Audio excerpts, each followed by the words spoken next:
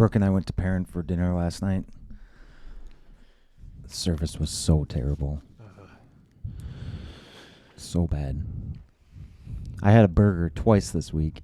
I had it for dinner at Rockford on Monday and then dinner at Perrin last night. And both times they didn't put my order in. I have this strange luck, negative luck, bad luck at restaurants. Like when we used to go to breakfast. Oh, yeah. It was like... They'd screw up your... Every time. Breakfast every time. Whatever. It's fine. I think that's just the world we live in. I went to Ken's, and like I stood at the meat counter, and there was two guys back there having a conversation, and they just acted like I didn't exist. Didn't you? You said that you went through about that. the paint place. Oh, yeah. Yep. Every place. They just completely ignore you. And Oh, it was the carpet place. That's what it was. Yeah, They that's right. completely ignore you.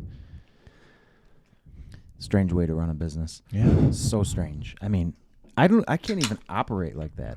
Like as a human. I mean, that's probably just because I talk so much, but like, let alone if your business, if you sell anything with a storefront, your business is customer service. Yeah, if you it sell doesn't matter what you're selling. Carpet or meat, like it's customer service and you're interacting with people, and that's how you make your money.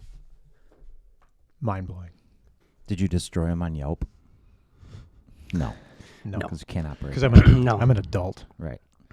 I just bitch to friends about it. Yeah. Not going as long as you guys listen to me, I'm good. You'll be at Ken's on Thursday. That's today. It's not Thursday. It's May the 4th. May the 4th be with you. Someone had to say it. God. Star Wars dorks. There was this R2-D2 cooler a while back that I almost bought. It was $50, and it was like 2 feet tall, and I was going to turn it into a jockey box. But then somebody bought it for $50 and then relisted it for $500 on Facebook Marketplace. Wow. It's since dropped $25 a week. Now it's $275. It'll end up being $50, and then I'll buy it. But then I found another one today that I was going to buy for May the 4th post. But then I was like, that's stupid. Yeah. I'm at the pinnacle of my Star Wars dorkiness at this point in my life, I will say. Yeah? Yeah, I've watched like all the animation and shit. Is that the Mandalorian, the animated one? No. There's a couple different ones, but the Mandalorian is not animated. It's actual people. Oh, that's the one that Jon Favreau produced, right? Is it as good as Grown Ups? Oh, yeah. There's a little bit of Grown Ups in it. Is there? Yeah. There's always a little bit of childish humor with Jon Favreau, I feel like. Admittedly, I've never watched. The only Star Wars movie I've watched in its entirety is the Jar Jar Binks one. That's your problem. Yeah, that's the worst one. The third one out of, I don't know. Well, I grew up in the... Jar Jar's probably the worst one. Which one? So Jar Jar's probably the most annoying, but that's got like the pod racing and Anakin as a kid. Yeah. So there's pluses and minuses to it. So. Yeah, that was like when CGI really started taking off, like the Avatar days. George Lucas went nuts because he couldn't do that in the first three and made everything CGI in the second three, which was weird. Yep. Scratching my nuts. But yeah, I mean, I was born in 81, so why would I be interested in Star Wars? It's a good question. All right. So where are we on the trailer? Do you want to start off talking about the solar panel that you installed? Sure. No intro music this time? No, I think we'll do the intro Gotcha. music at the end. The outro music. Fair enough. Yeah, so I installed a 100-watt solar panel on the roof. It's basically just a trickle charge of batteries. We had some 6-volt batteries laying around, so putting them in series creates one giant 12-volt battery. The golf cart batteries have a long amp hour life to them, have a high amp hour, so you can run low wattage LEDs for a very long time with them. So we're only putting 20-ish LED lights in there. Sounds about right. Sounds like we added some to the windows, probably. We will be, Yeah. We have some ceiling lights that are recessed, and then we'll have some in the baseboards. We're trying to give it a nice ambiance and be able to adjust the level of lighting depending on the scenario. Like if we're using it, we want it to be downlit a little bit. And then when we're cleaning up, we want it to be full brightness. And then we want the same thing on the outside underneath the windows. So what will be an awning when the windows open, we want some lighting for the... Yeah, I think a lot of trailers miss that they don't do that well, is when the awning opens, that there's no lighting down on anything. Yeah. For sure. Can imagine that would be difficult, especially, if you're checking IDs or whatever, just seeing faces. So you can... I mean, because listening to the Mobile Bev Pros podcast, I've been doing that a lot lately, and they talk about over-serving and cutting people off, and cutting people off is a really common thing to do, and I feel like it's important, and if it's not lit up, you can't really see how lit up the person is. Yeah. What I mean? Yeah. It's pretty fitting. From what I've heard, it's 99% of the time it's the best man or the bride's father, and that makes sense. We've all been to weddings. Oh, man. I've been the best man at 3 weddings, so... Who wants to cut the bride's father off at a wedding? Yeah. But I don't I want to mean, have that conversation. No. But if you're the responsible person, for the service of alcohol, I mean, that's what you got to do. I think that'll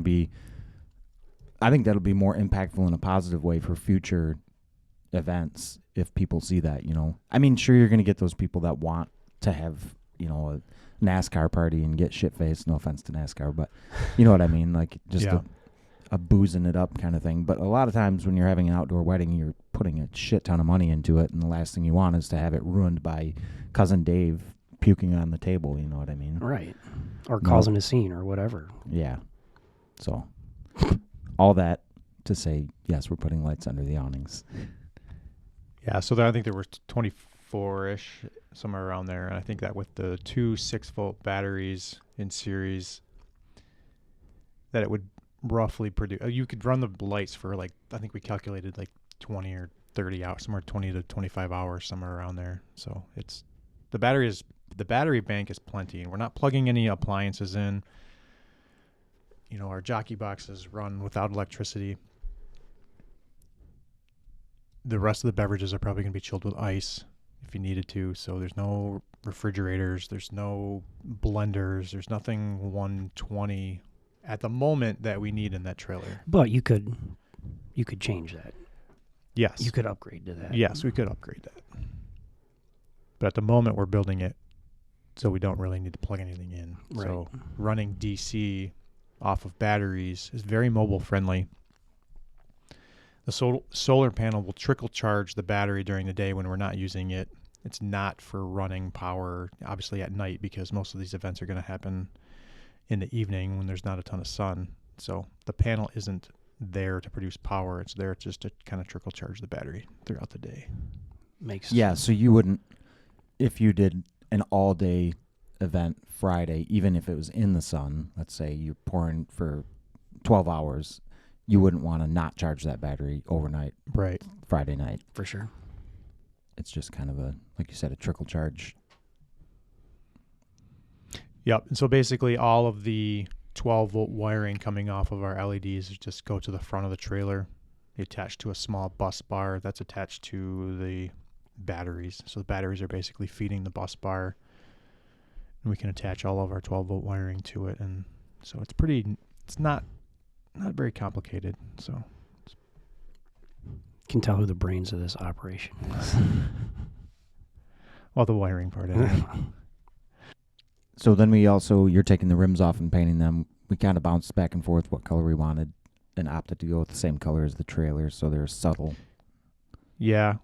We thought that walking up to the trailer, while the white rims would look really nice, it would pull from the dark gray of the trailer, and they would just stand out too much. While it would look cool going down the road, when you're walking up to the trailer, you don't want the tires to stand out. So Yeah. we opted to go with the same color as the trailer, so they kind of blend in a little bit, I think. It seems like the white would draw your eyes to it and take away from the spalted maple, which on the outside looks amazing. I mean, it does on the inside too, but I think a big part of it, the look of that trailer, is the spalted maple.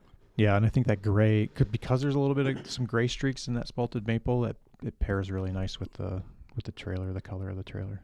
Yeah, it turned out great. We ended up building panels that we'll be able to remove to repair or replace, and it also makes for if we need to access the inside of the wall or whatever. But we also opted to put the wiring for the lights. We've built that into the floorboards, so we won't actually have to remove anything to work on that, aside from the baseboard itself. So we are going to make the walls on the inside semi-permanent, but still easy enough to remove if we had to replace or fix anything. But yes, that spalted maple with triple coat polyurethane on it looks awesome. Yeah. It just so happens to match some of the pinstriping existing on the trailer, which is perfect. Yep. And then I did paint some of the spots that you ground last week, 2 weeks ago. Right. You had from cutting out the window. So we just went to a local paint place and got some oil-based paint. We thinned it a little bit with lacquer thinner, and so we could spray it, but it went on pretty easy. We had a little bit of a discussion with Sherwin-Williams. With the company that we bought the paint from about what to use. You had to explain to them which type of paint we needed. Yeah. More like unsure Williams.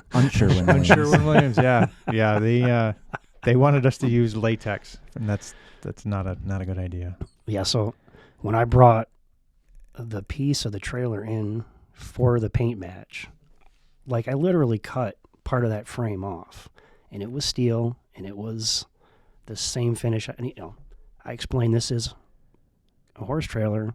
We're turning into a bar, and it's going to be outside. We need paint to match the finish and withstand the elements. So, I mean, there were 17-year-olds working there, so yeah. What were we saying about service? Service. But we are 15 days away from our deadline, and my confidence level is just about where it was before.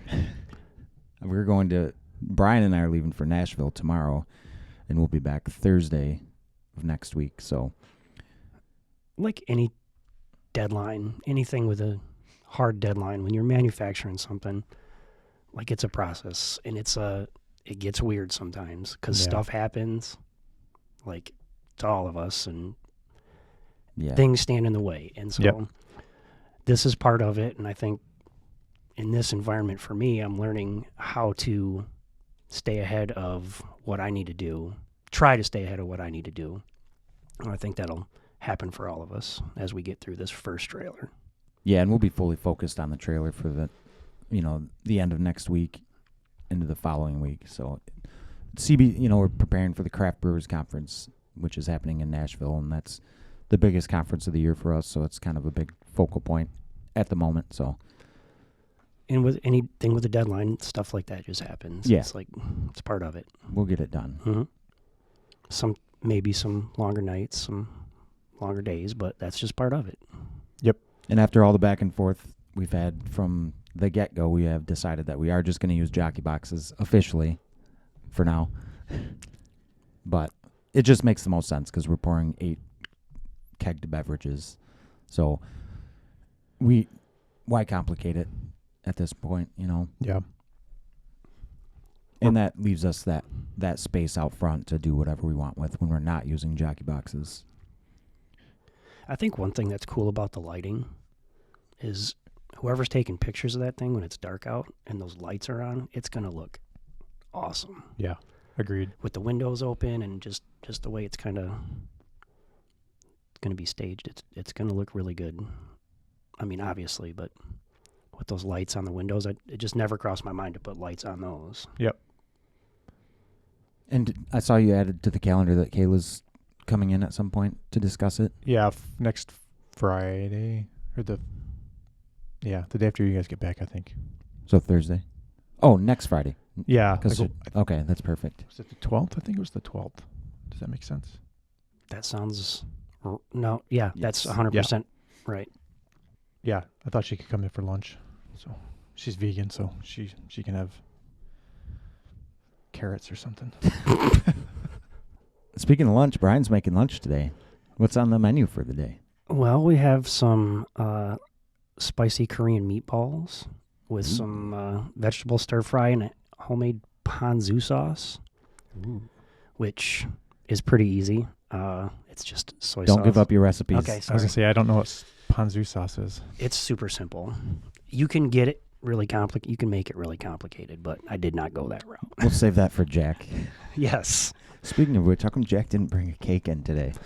He said something about dessert. He might still have something up his sleeve. I'm sure he's got some strawberry wontons I in hope the it's fridge or right. something. I hope it's another cheesecake. It's intimidating cooking for you guys, man. Like, you guys seem to all know what you're freaking doing, and I only cook for 2 people, so ever at most. It'd be interesting. It's been fun. Yeah, it's cool. I mean, it definitely made me get out of my comfort zone. That's for sure. Cook something different. I couldn't cook something boring. Like, Yeah. Oh, yeah. Don't bring that shit in. right. I mean, It's it's swatted out it's like not- Matumbo. So we decided on 2 smaller tables for the inside that we could kind of move around. We got a butcher block that we're going to rip to kind of create 2 12-inch-ish wide tables, I think, on the inside of there. I think Oh, that I think then we'll build a stand for both of them. Maybe build a sink into one of them, because I've seen a lot of chatter about sinks online, and some people need 3 basin sinks if they need to wash anything legally. They have to have 3 basin sinks. Then they also have to have a hand washing sink, so they have to have 4 sinks in their little trailer to meet code on some of them. So we're only putting 1 sink in there for hand washing, and what we want to do is, again, keeping it portable and mobile without electricity, we want to use a keg. So we want to fill a keg with, fresh water, pressurize it with CO2, and then the faucet will just, it'll come out kind of like what I did at the fishing. I don't know if you were there that year. I created a sink in our camp kitchen. I just basically just used CO2. No, I was and there.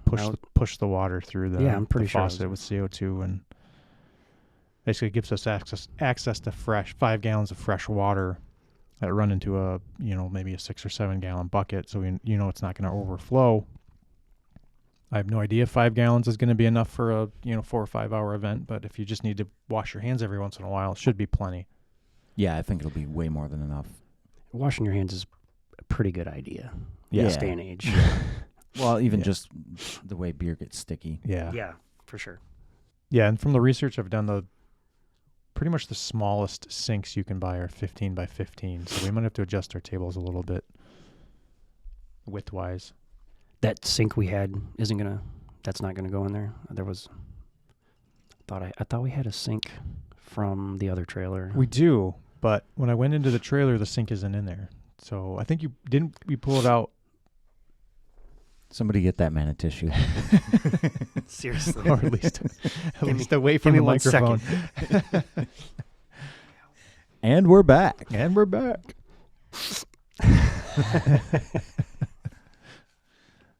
So the fishing trip Chris is referring to is one that we've been doing for upwards of 20 years now, where we go to the mouth of the Two-Hearted.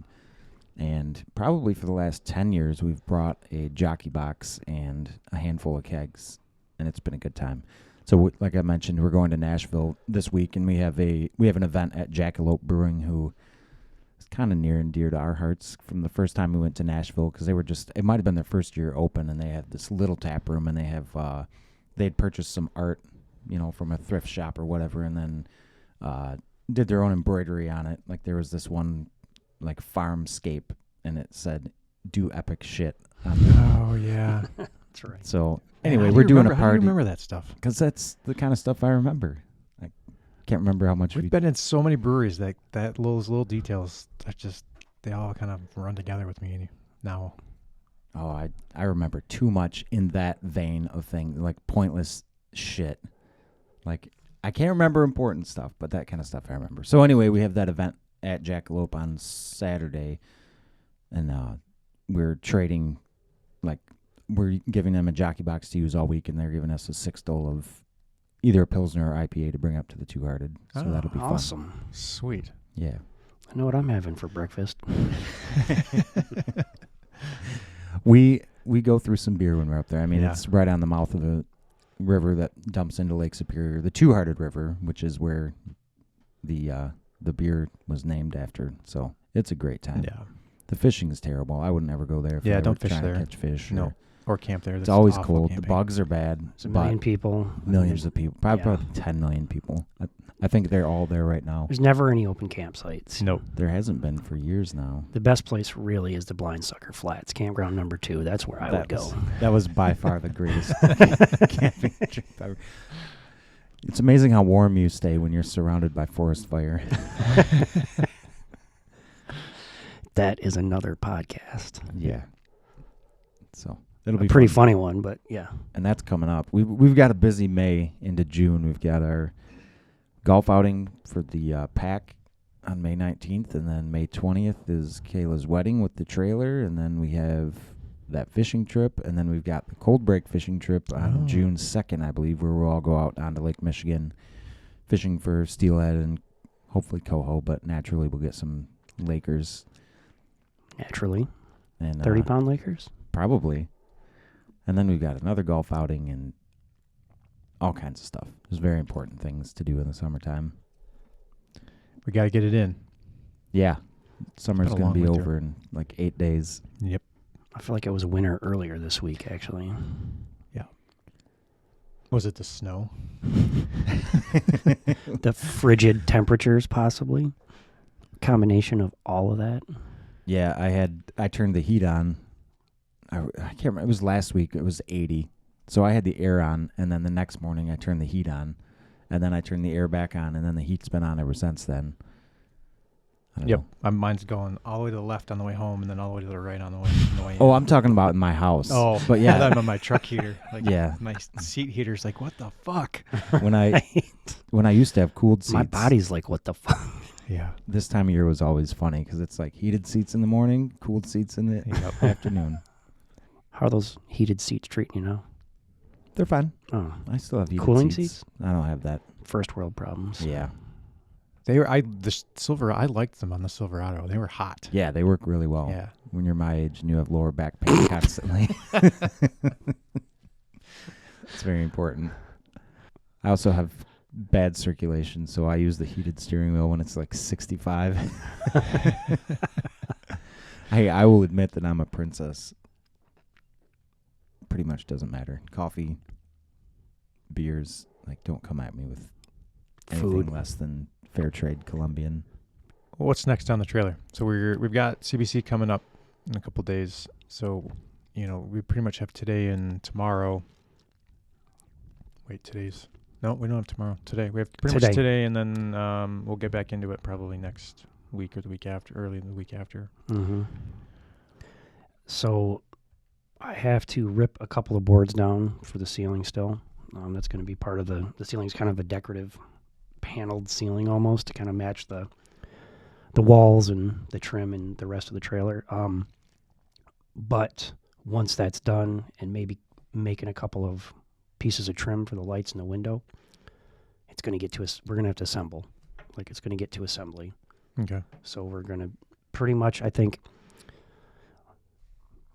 minus a couple of small items. When we get back, it's going to be, let's get this thing together. Let's start putting this thing together. Let's start wiring the lights. Let's start doing this and that and getting it assembled. And there's jockey box stuff. I think you guys know more about what's going on with the jockey box stuff at this point. I don't know if they have to be built still. No, we're actually setting up 2 4-tap jockey boxes in the ABS/arrived booth at CBC, so we're going to bring those back with us, and that's just what we're going to use in that trailer. And then we talked this morning, we were talking about drains. And I think we're going to put 2 drains that go into that kind of filter down into a bucket. Yeah, so I'm going to put like a drain on each side built into the top panel, so we'll be able to drain, clean that off and then drain that into a bucket. And then the drip tray for the jockey boxes will actually slide into that drain. So it serves 2 purposes. It'll be a bypass for the silicone tubing on the jockey box drain, and then it'll also be a drain in and of itself. So if we're ever not using it, or just from a cleaning standpoint, we can spray it down and then push it all into a bucket. So I thought about that after we had a conversation. Okay. So this is the first you're hearing about it. So yeah, tomorrow we're going to be on the Mobile Bev Pros podcast talking about jockey boxes and the benefits of using jockey and jumper boxes in horse trailers and mobile bars, and that's going to be fun. And then from there, and ironically, Sarah's in Nashville, and Brian and I will be bolting out of here to go to Nashville after our podcast with Sarah in Nashville. Oh yeah, probably just could have done it down there. That's kind of what I was thinking. That would have made sense. Yeah, but here we are. But she's we also gave her a couple tickets, so she'll be at CBC. Yeah, one of the days. Cool. Wednesday, I believe. Yeah, I think her and her husband are going to go. Yeah, it's her podcast is really, really good. If you're considering starting a mobile bar company, I recommend listening to that. Yeah, there's so many good pointers, and different people with different experiences. I mean, when you boil it down, it's a pretty simple process, but there's, like anything, there's a lot behind the scenes that you have to do to protect yourself and protect, your customers. And it's not something you just go start, because you can get into a lot of trouble legally. And dot your I's and cross your T's and listen to that podcast. There's a lot of legal questions I see online. For sure. And that get answered on Facebook, and it's just like, consult a lawyer. Yes. Yeah. Put a lawyer on retainer. It's like $1,000 a year, which seems like a lot, but when you have so many questions, it's nothing. Yeah.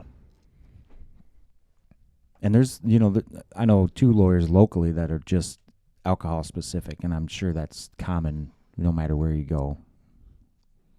I'm sure it's more and more common with the 10,000 breweries that we have in the country that's true. Are all mostly started by home brewers or, people that are not necessarily business-minded people. So, yeah, Jeremy carved out a nice little niche for himself there at the beginning when he was just, I'm just an alcohol lawyer. He's focused on that. And are the laws pretty specialized for a horse trailer, like mobile bars that way? I mean, is there?